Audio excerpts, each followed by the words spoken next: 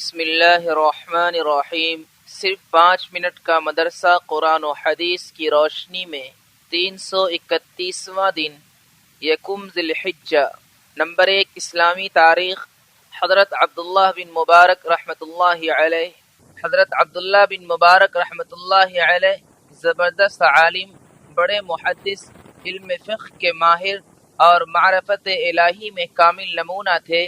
آپ امام ابو حنیفہ رحمۃ اللہ علیہ اور سفیان ثوری رحمۃ اللہ علیہ کے شاگرد ہیں۔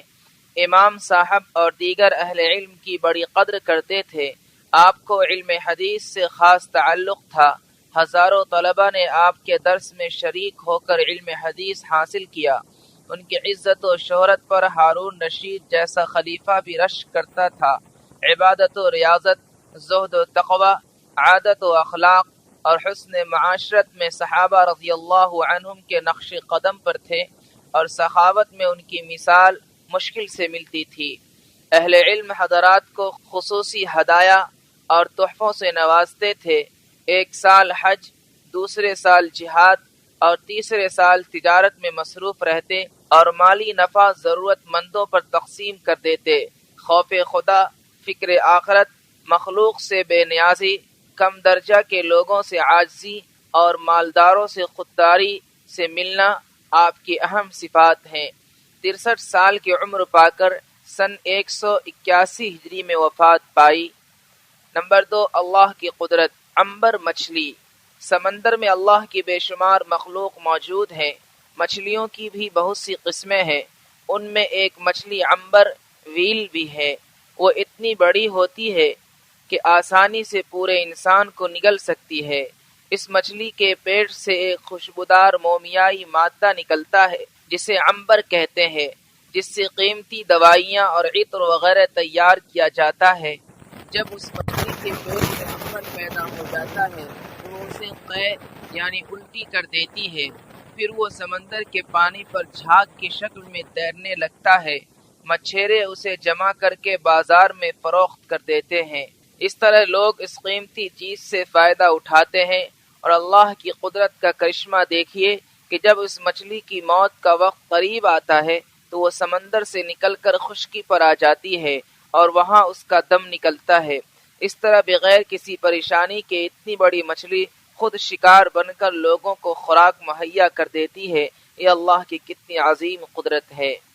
نمبر 3 ایک فرض کے بارے میں۔ اللہ تعالیٰ سب کو دوبارہ زندہ کرے گا۔ قرآن میں اللہ تعالیٰ فرماتا ہے، اللہ ہی وہ ہے جس نے تم کو پیدا کیا اور وہی تمہیں روزی دیتا ہے، پھر وقت آنے پر وہی تم کو موت دے گا اور پھر تم کو وہی دوبارہ زندہ کرے گا۔ فائدہ، مرنے کے بعد اللہ تعالیٰ دوبارہ زندہ کریں گے، جس کو بعث بعد الموت کہتے ہیں۔ اس کے حق ہونے پر ایمان لانا فرض ہے۔ نمبر 4 ایک سنت کے بارے میں۔ طواف کی 2 رکعت میں مسنون قرات۔ حضرت جابر رضی اللہ عنہ فرماتے ہیں کہ رسول اللہ صلی اللہ علیہ وسلم نے طواف کی دونوں رکعتوں میں قل یا ایھا الکافرون اور قل هو اللہ احد پڑھی۔ نمبر 5 ایک اہم عمل کی فضیلت۔ قربانی جہنم سے حفاظت کا ذریعہ۔ رسول اللہ صلی اللہ علیہ وسلم نے فرمایا، جس نے خوش دلی اور اپنی قربانی کے جانور کے بدلے ثواب کی نیت سے قربانی کی تو یہ اس کے لیے جہنم سے روکنے کا سبب بنے گا۔ نمبر 6 ایک گناہ کے بارے میں۔ قربانی نہ کرنے پر وعید۔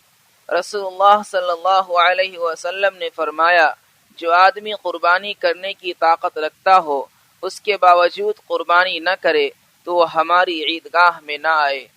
فائدہ، صاحب نصاب پر قربانی کرنا واجب ہے۔ اگر کسی نے قربانی نہ کی تو وہ گنہگار ہوگا۔ نمبر 7 دنیا کے بارے میں۔ دنیا اللہ کو کتنی ناپسند ہے۔ رسول اللہ صلی اللہ علیہ وسلم نے فرمایا، اللہ تعالیٰ نے کوئی چیز ایسی نہیں فرمائی جو اس کو بہت ہی ناپسند ہو سوائے دنیا کے، کہ جب سے اس کو بنایا ہے آج تک اس کی طرف نہیں دیکھا۔ نمبر 8 آخرت کے بارے میں۔ قیامت کے دن بدلہ قبول نہ ہوگا۔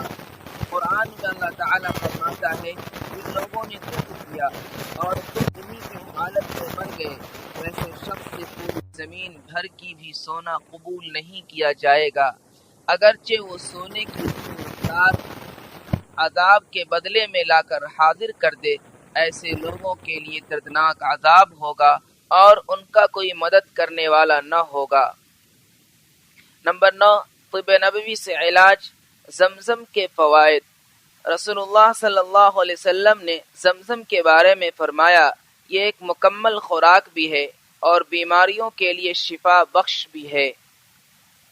نمبر 10، قرآن کی نصیحت۔ قرآن میں اللہ تعالیٰ فرماتا ہے اے ایمان والو، جب جمعہ کے دن نماز کے لیے اذان کہی جائے تو تم اللہ تعالیٰ کی یاد یعنی خطبہ سننے اور نماز پڑھنے کے لیے چل پڑو اور خرید و فروخت اور دوسرے کام دھندے چھوڑ دیا کرو، یہ تمہارے لیے زیادہ بہتر ہے۔